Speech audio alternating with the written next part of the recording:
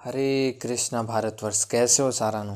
I hope सब बढ़िया होंगे, कुछ न कुछ कर रहे होंगे, राइट। आज हम आपके लिए लेकर आए हैं जनरल साइंस क्वेश्चन सीरीज। जी हाँ, इसमें हम जनरल साइंस के क्वेश्चन की बात करेंगे, जिसमें हमने ऐड की है फिजिक्स, केमिस्ट्री एंड बायोलॉजी। और एक और चीज़ बता देना चाहता हूँ, इसमें हमने केमिस्ट्री की चर्चा बहुत कम करने की कोशिश की। उसका रीज़न ये है कि एसएससी रेलवे की बात करूँ तो वहाँ से क्वेश्चन इसके आने के चांसेस 10% होते हैं। यानी 100% सिलेबस में 10% ही जो रोल होता है वो केमिस्ट्री का होता है, बाकी 90% जो रोल होता है वो फिजिक्स एंड बायोलॉजी का होता है। आप समझ सकते हो इंपॉर्टेंस किसकी कितनी है ना। तो उस हिसाब से ऐसी बात नहीं, क्वेश्चन बिल्कुल ऐड नहीं किए, क्वेश्चन ऐड किए हैं, लेकिन जो मात्रा है ना वो फिजिक्स एंड बायोलॉजी की ज़्यादा है। ये जो सेशन है वो एसएससी रेलवे के लिए बहुत इंपॉर्टेंट रहने वाला है। बढ़ते हैं सेशन के, और without wasting any time let's get started. And one more thing, इसमें हमने 35 क्वेश्चन जो ऐड किए हैं उसके साथ हम उसी क्वेश्चन से बात करेंगे रिलेटेड, और अदर इंपॉर्टेंट फैक्ट भी चेक करेंगे। लगभग 60 क्वेश्चन तक होंगे, तो एंड तक बने रहिएगा। फर्स्ट क्वेश्चन है हमारे सामने, दूध से मक्खन निकालने की मशीन किस बल के सिद्धांत पर कार्य करती है। जी हाँ, जो दूध से मक्खन निकालना, आपने देखा होगा एक मशीन आती है जो दूध से मक्खन निकालती है, वो जो मशीन होती है किस बल के सिद्धांत पर कार्य करती है, तो वो करती है अपकेंद्रीय बल। एक और चीज़ कि जो अपकेंद्रीय बल है ना, इसी के साथ एक और इसका उदाहरण आता है कई बार, तो याद रखना, जो कपड़ा सुखाने की मशीन आपने देखी होगी अक्सर, तो वो अपकेंद्रीय बल के सिद्धांत पर ही कार्य करती है। यानी अगर दोनों पूछे तो दोनों का एक ही आंसर होगा, अपकेंद्रीय बल, राइट। नेक्स्ट है, सोलर सेल का ऊर्जा रूपांतरण क्या है। तो जो सोलर सेल आपने देखा होगा उसका जो ऊर्जा रूपांतरण है, यानी वो सोलर सेल सौर ऊर्जा को विद्युत ऊर्जा में परिवर्तित करता है। तो नेक्स्ट है हमारे सामने कि कार्य करने की दर है ना वो क्या कहलाती। तो कार्य करने की दर शक्ति कहलाती है, राइट। नेक्स्ट है, ऊर्जा का एसआई मात्रक क्या है। तो जो ऊर्जा होती है ना उसका जो एसआई मात्रक है वो है जूल, राइट।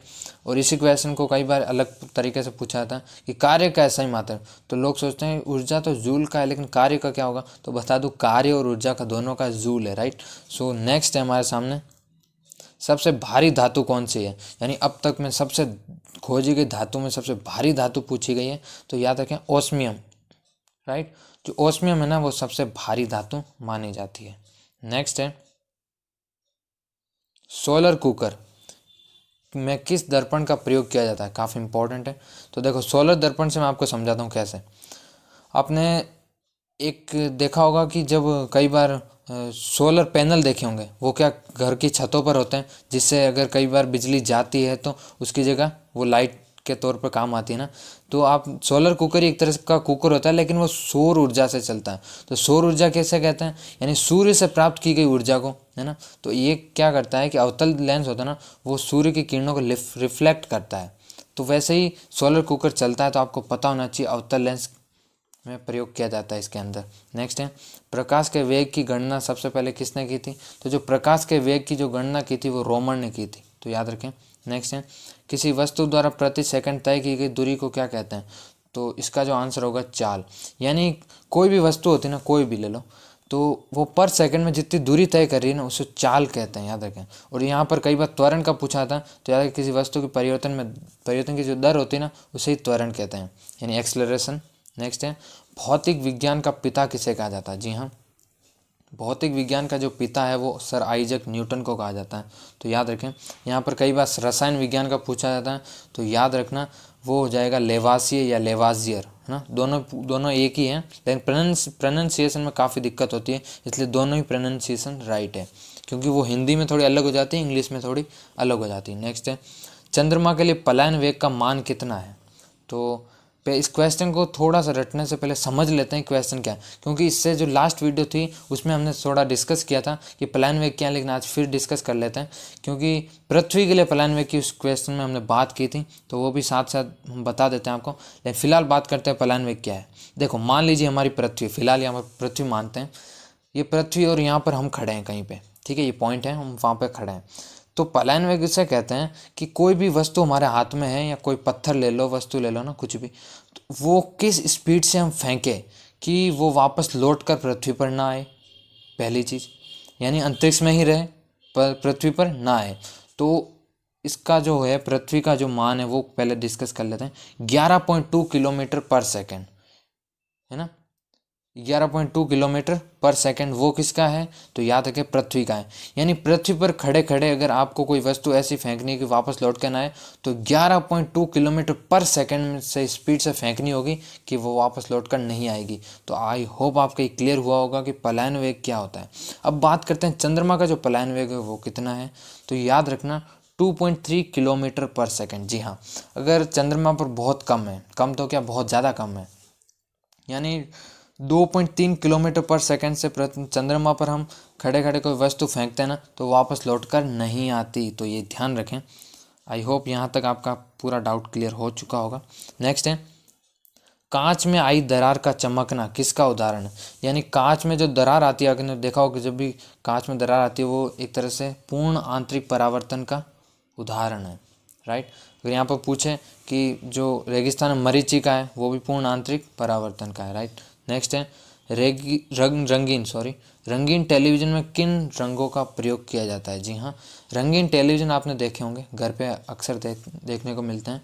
तो वो उनमें एक रंग प्रयोग किया जाता है, 3 रंग होते हैं बेसिकली, प्राथमिक रंग होते हैं वो लाल, हरा एवं नीला। तो याद रखें जो 3 रंग होते हैं ना, इन्हीं प्राथमिक रंग कहते हैं। तो कई बार ये भी ध्यान रखें, ऑल्टरनेटिव कई बार पूछा जाता है कि किन रंगों को प्राथमिक रंग कहा जाता है। याद रखना लाल, हरा एवं नीला, इन तीनों रंगों को प्राथमिक रंग कहते हैं, राइट। नेक्स्ट है कि मानव नेत्र की स्पष्ट दृष्टि की न्यूनतम दूरी कितनी होती है? तो नेक्स्ट है 25 इसका जो आंसर है वो 25 सेंटीमीटर है। याद रखना जो मानव नेत्र होता है उसकी जो स्पष्ट दृष्टि यानी सामने जो देख सकता है वो स्पष्ट दृष्टि न्यूनतम दूरी होती है, यानी न्यूनतम पूछिए 25 सेंटीमीटर। अब आपको क्या मैक्सिमम कितनी होंगी, तो मैं बता दूं मैक्सिमम की कोई लिमिट नहीं है, राइट।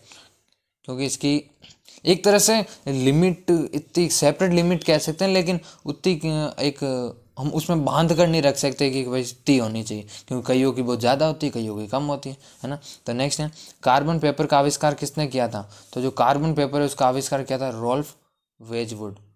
यानी आजकल हम जो कार्बन पेपर यूज़ करते हैं उसका जो आविष्कार है वो रॉल्फ वेजवुड था। नेक्स्ट है, आयतन का एसआई मात्रक क्या है? तो जो आयतन है उसका जो एसआई मात्रक है वो हो जाएगा घन मीटर। क्या हो जाएगा? घन मीटर। नेक्स्ट है, रमन प्रभाव की खोज किसने की थी? तो जो रमन प्रभाव है उसकी खोज की थी सीवी रमन। तो आपको पता ही होगा कि भौतिकी की दृष्टि से सीवी रमन जो वैज्ञानिक है इसकी कितनी इंपॉर्टेंस है, आपने कई बार पढ़ा भी होगा इनके बारे में। नेक्स्ट है, एक एंगस्ट्रॉम किसके बराबर होता है? तो जो एक एंगस्ट्रॉम होता है वो 10⁻⁻10 मीटर के बराबर होता है। याद रखना इसके पीछे मीटर है, ठीक है ना।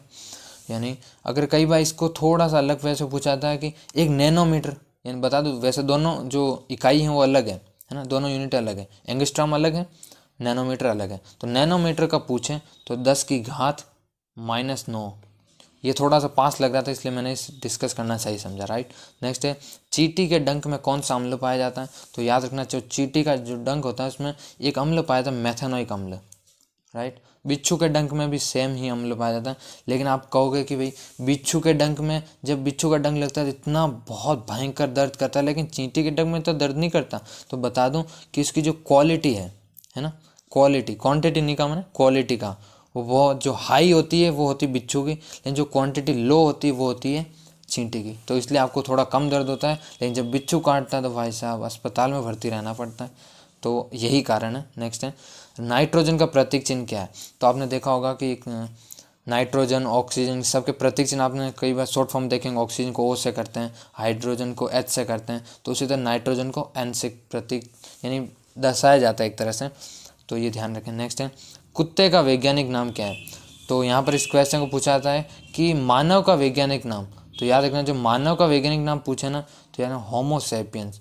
अगर कुत्ते का पूछा है फिलहाल यहाँ पर, तो याद रखें कैनिस फैमिलियर्स, कैनिस फैमिलियर्स इसका आंसर होगा। नेक्स्ट है, जीव द्रव्य में ऑक्सीजन की मात्रा कितनी होती है? तो जीव द्रव्य में जो ऑक्सीजन की मात्रा होती है ना वो 76% होती है, याद रखें। नेक्स्ट है,